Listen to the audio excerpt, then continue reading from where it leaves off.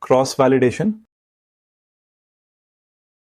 How do you know your model is actually good? You could split data into training and test, measure performance, and call it a day. But what if you just got lucky with that particular split? What if the easy examples all ended up in the test set?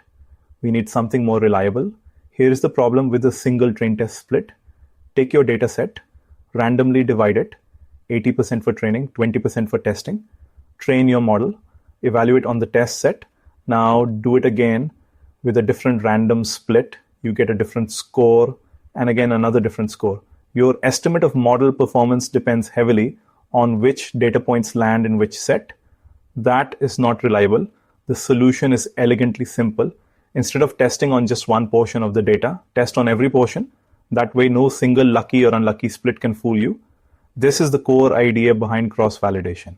The most common version is k-fold cross-validation. Split your data into k equal size parts called folds. Then run k separate experiments.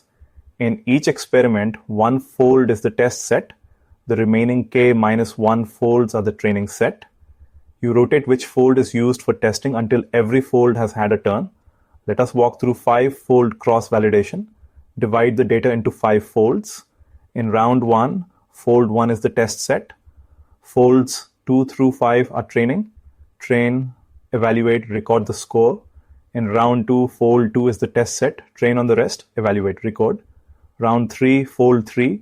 Round 4, fold 4. Round 5, fold 5. 5 rounds, 5 scores. Notice something important. Every single data point gets used for testing exactly once, and every data point gets used for training exactly 4 out of 5 times. Nothing is wasted. Every point contributes to both training and evaluation. Now you have 5 scores instead of 1. Take the average.